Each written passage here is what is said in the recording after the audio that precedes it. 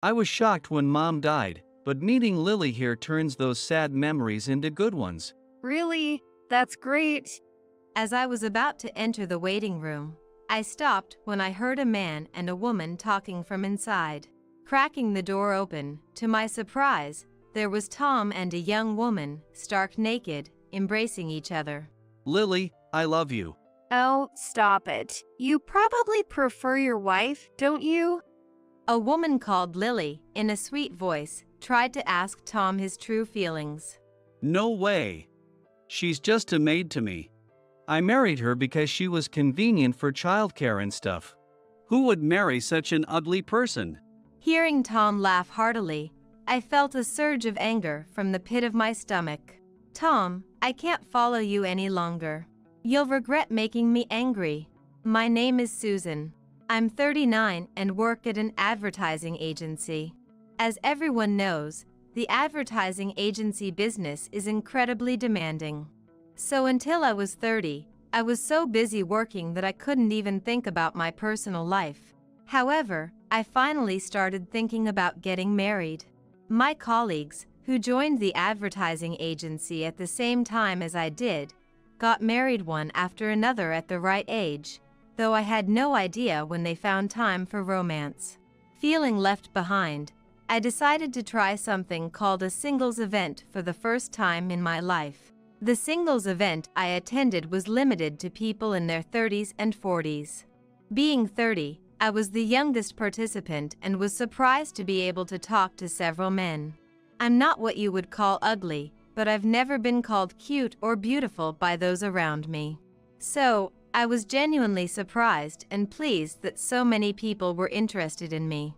At the event, I met a man named Tom. He was my age, had been married before, and his 9-year-old son, Danny, was currently living with him. Though surprised that Tom had a 9-year-old son at 30, he was always smiling and kind to me. He had been working at a gas station since graduating from high school.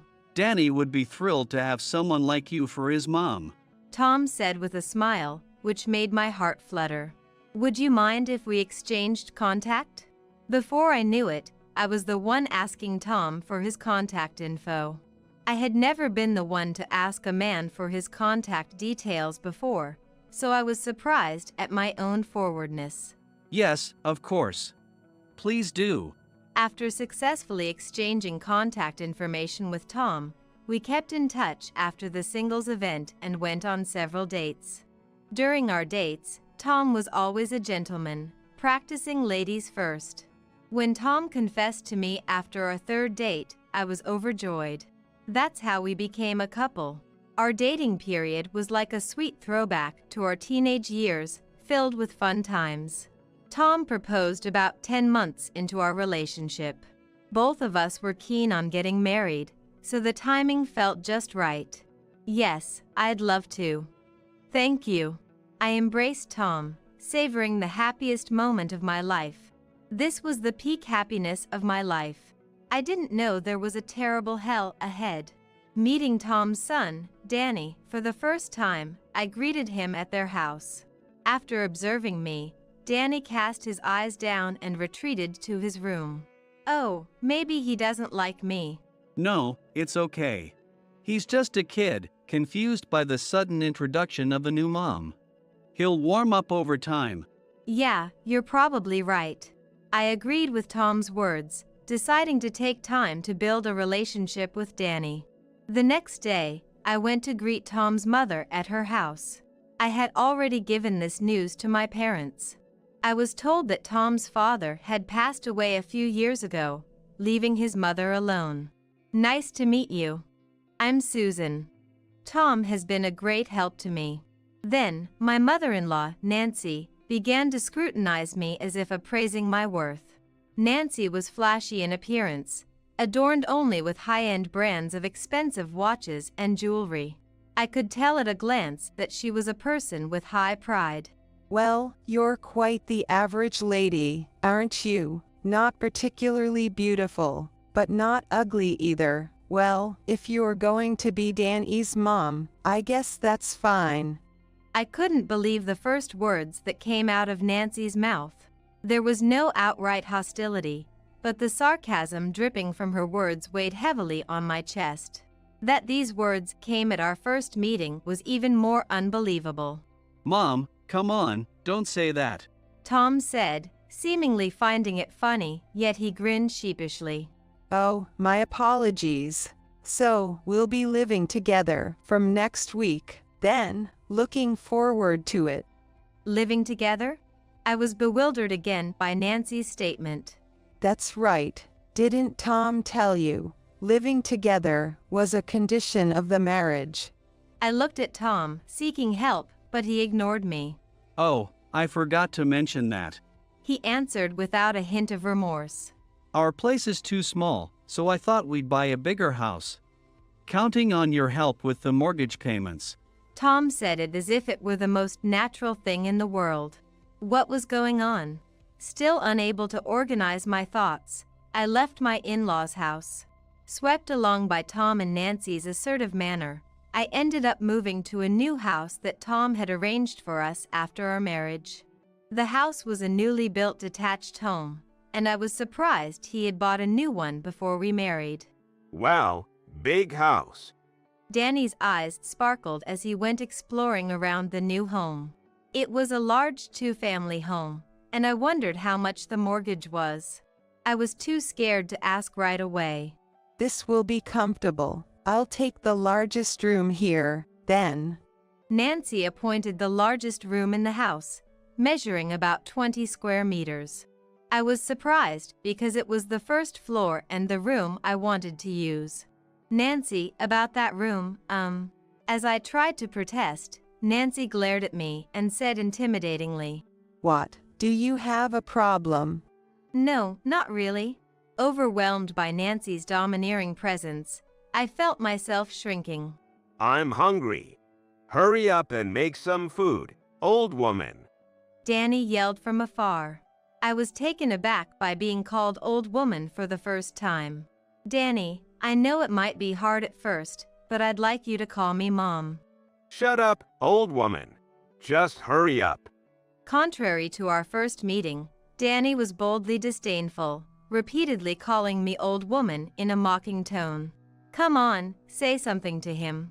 Again, I looked to Tom for support, but he just rationalized the behavior. Well, he's not used to it yet. Also, to Danny, I'm an old man, and Susan, you're old woman. Besides, Susan, I'm hungry, too. Please make dinner. I was astonished at Nancy's request. What?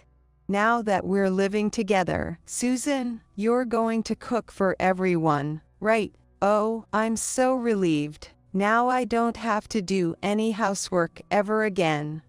Nancy said something outrageous. Wait a minute. Can't we share the household chores? After all, I usually get home later than Tom. Nancy, you don't work, right? That's right. My job takes a lot longer than Tom's. I leave for work at 8 a.m. and get home around 9 p.m. During busy periods, I sometimes work past midnight, filling my days with nothing but work. In contrast, Tom usually gets to leave work on time. As for Nancy, she lives off her late husband's pension. I think it's only fair that she helps with the housework. Oh, come on, don't you have any respect for the elderly? I can't move like I used to. Even walking a bit tires me out. And you want me to do the housework? What a terrible daughter-in-law. Nancy dramatically clung to Tom as she said this. I was too appalled to respond. Tom should be helping with the chores, but he just turns a blind eye. Hey, Mom's right. I bought this nice house, so the least you can do is the housework. He says he bought a nice house, but in the end, it's my earnings that are going to pay off the mortgage. Tom's logic is absurd, and I dread thinking about our future life. Since moving into the new house, I realized I've been treated like a servant by Tom, Nancy, and Danny. Old woman, this curry is too spicy to eat. I'm bringing colleagues over tomorrow, so make sure you clean every corner. My goodness, Susan, can't you even offer a drink to your husband tired from work? What a lousy wife. Complaints about me pervade everything at home. I can't meet all your demands. I'm busy with work. But my pleas only earn cold stares from the family. I feel like Cinderella, bullied by her stepmother and sisters, enduring my married life. This isn't what I expected when I got married. Where has the kind Tom gone? Holding back tears of desperation, I felt overwhelmed with despair. 9 years have passed since then, and here we are. I'm still treated as an outsider and constantly receive snide remarks from my family. Lately, Tom comes home late, increasing my time with Nancy and Danny. I don't know if it's because of that, but they both seem to bully me to their heart's content. Danny, now a college student, has become more insidious in his sarcasm. Tom's late home must be because you're not appealing, right? Probably. Wouldn't be surprised if he's cheating somewhere. He's capable of that. Nancy and Danny deliberately have this vulgar conversation within my earshot.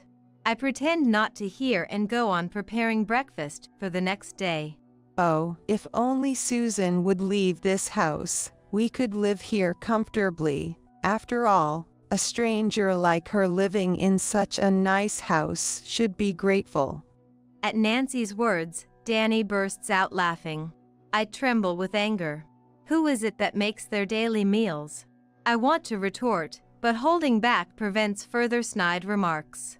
Tom, for his part, often comes home late and drunk, leaving me to take care of him.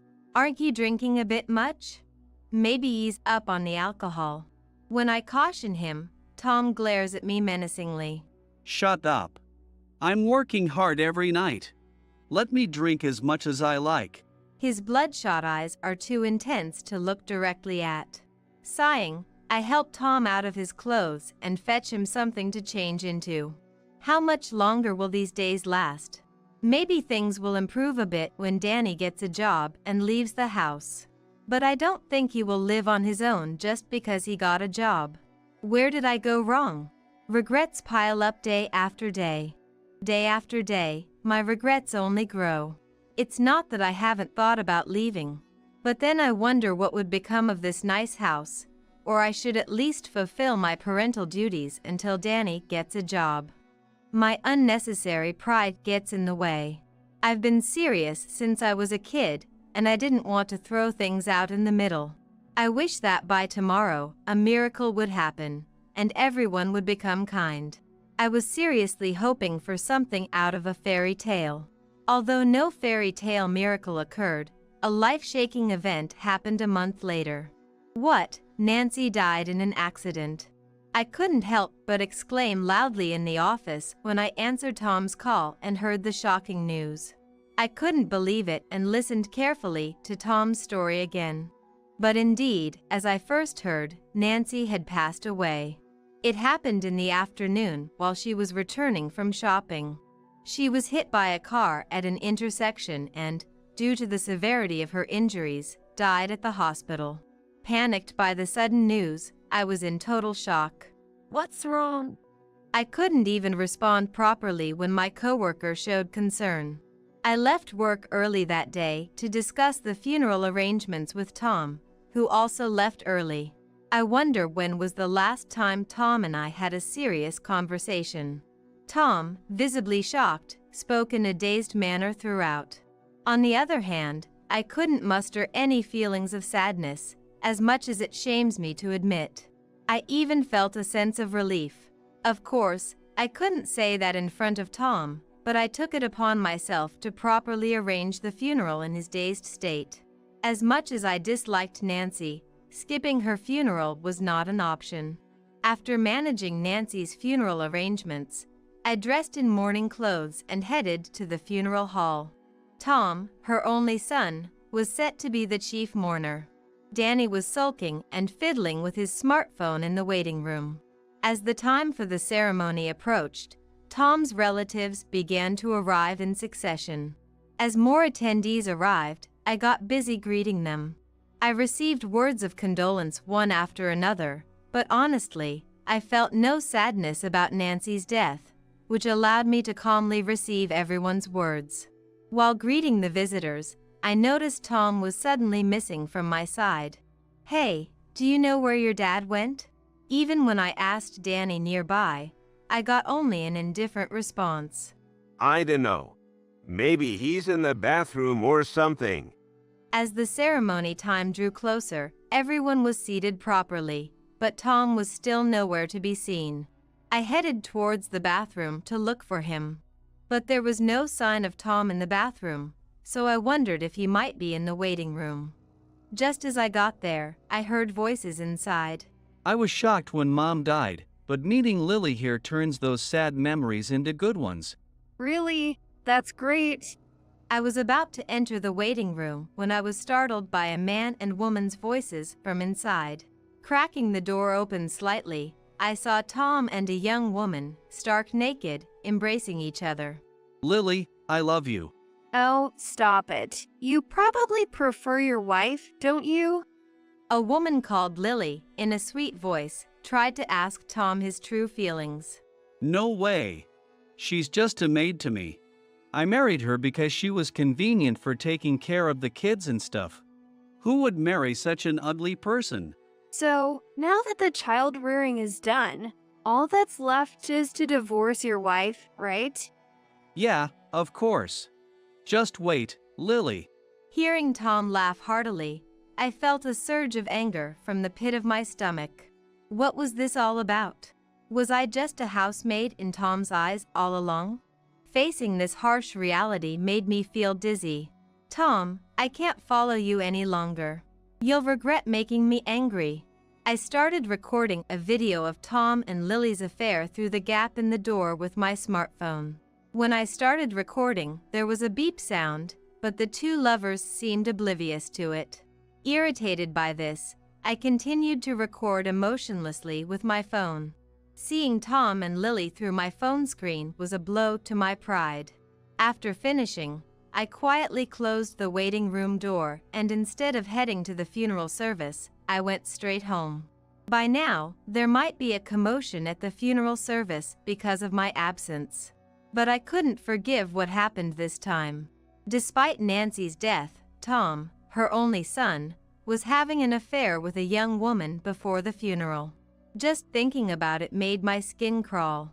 Once home, I furiously filled out the divorce papers I had previously obtained.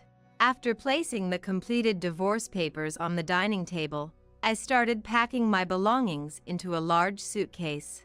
Being a minimalist, everything I took from the 9 years in that house fit into one suitcase. I grabbed my most important bank book and seal, and then I left the house for the last time. Tom called me about 2 hours into the funeral, but by then, I had already moved back to my parents' house.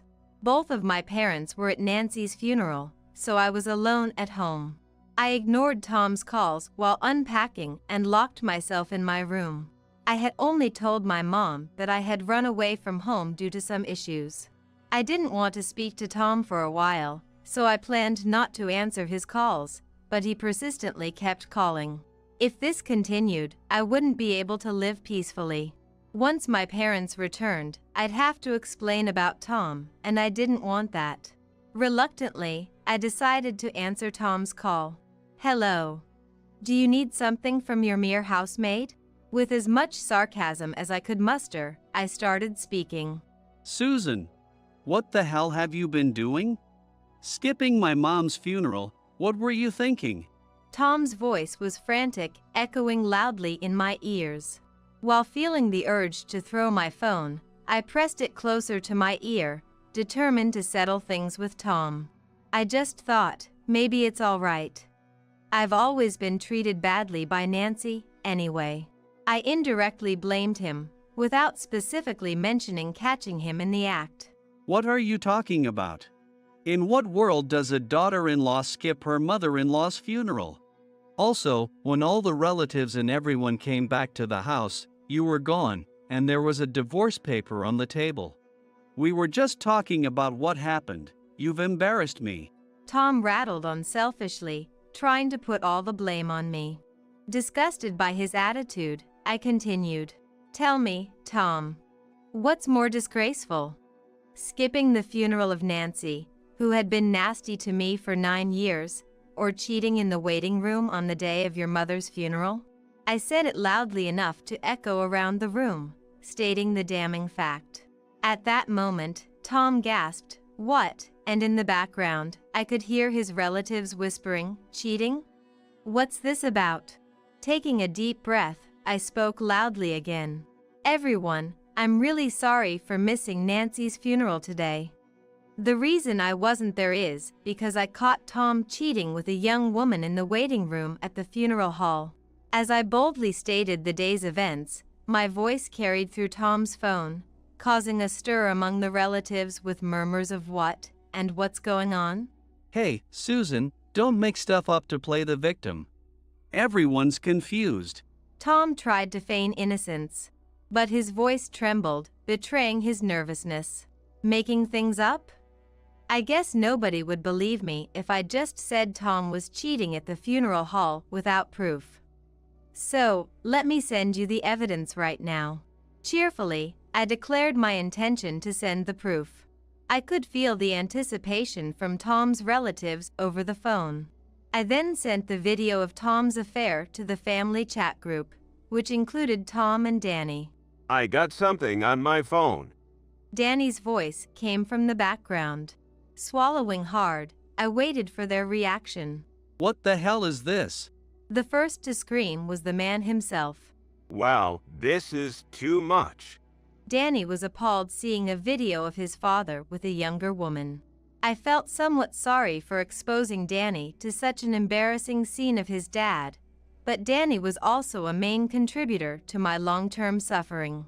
He's an adult now. He should face some harsh realities. Tom, what have you done? An uncle's voice boomed through the phone. The women were speechless, with no one uttering a word. Here is the evidence of the affair. It's impossible to stay sane after seeing something like this. The girl looked to be in her early 20s. After hearing he call me a maid and saying I was just a tool for child rearing, don't you think it's abnormal to attend your mother-in-law's funeral so nonchalantly? I spoke as if appealing to the relatives. After hearing all this, nobody dared to blame me. Instead, an uncle consoled me. Susan, are you okay? His words alone were a relief to me. This is fake. Nowadays, videos can be easily manipulated. You've been busy with work, but were you actually making this ridiculous video? Ugh, that's disgusting. What a low woman. Tom retorted, far from apologizing, and presented an absurd theory that the video was fabricated. I couldn't help but burst out laughing at this. Look, even if it were manipulated, how could I have footage of you doing such a thing, Tom? We haven't been intimate for a long time, have we? There's no way I could have such material. Isn't that a bit too far-fetched for an excuse? Oh, no. Tom stumbled over his words in response. I could hear the relatives sighing in disbelief in the background. And you've been coming home late recently, but you were actually cheating with Lily, weren't you? I prodded further. Tom quickly defended. No. I've really been busy at work. But I already knew he was lying. Oh, really?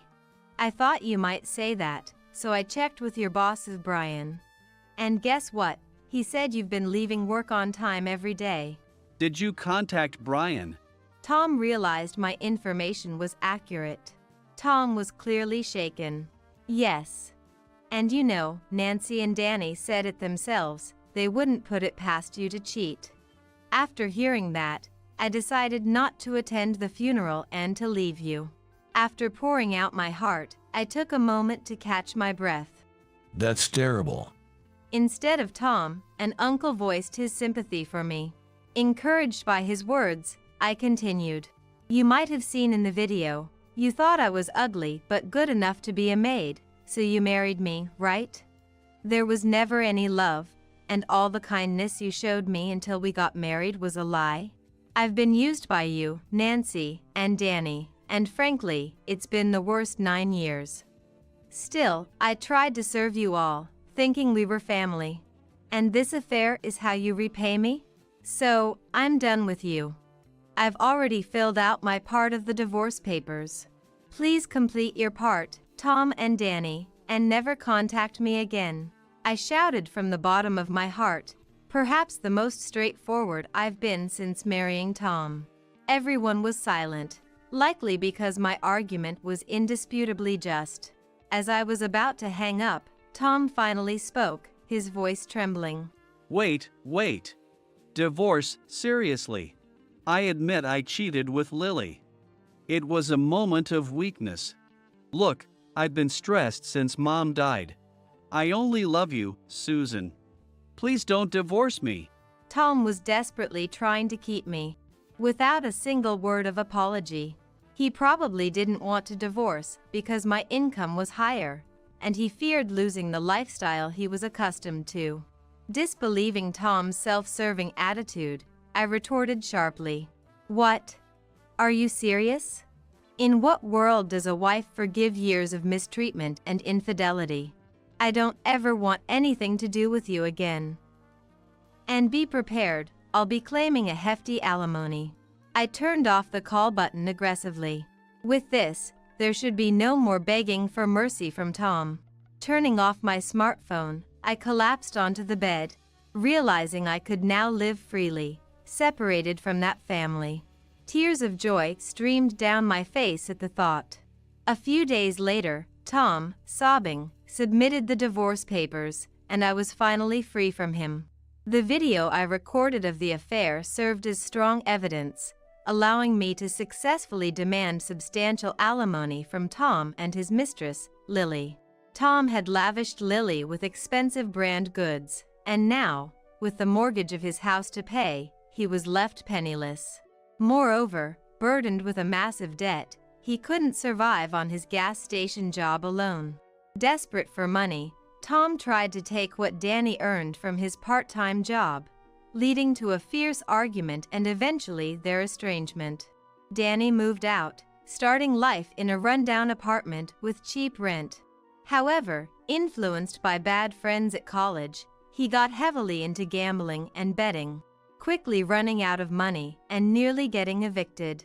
Now, without attending college and working day and night, Danny struggled to make ends meet, leading to his academic downfall and eventual dropout. Considering Danny never helped around the house, it was easy to predict his physical toll from the grueling work. He was not a decent man, so I feel satisfied now. Lily, as I suspected, was still a college student with no intention of working, living off various men she seduced. For her, Tom was just one of many, unaware of being deceived, while he naively doted on the young woman. Thinking about Tom's pitiable state made me feel nauseous.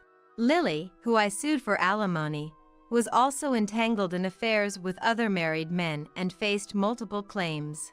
She vanished from Tom's life, leaving him even more destitute. Now, Tom is moonlighting as a nighttime traffic controller, enduring days of mere exhaustion. It's time for him to reflect on his past misdeeds. I want Tom to experience hell until he has fully paid off the alimony debt. Meanwhile, after suddenly returning home, I confessed everything to my parents, who were furious. They assured me I could stay as long as I wanted, giving me peace of mind to live at home. I'm wary of marriage now. Maybe someone good will come along in time, but right now, I'm happy to be away from that awful family, and I want to focus on the job I love.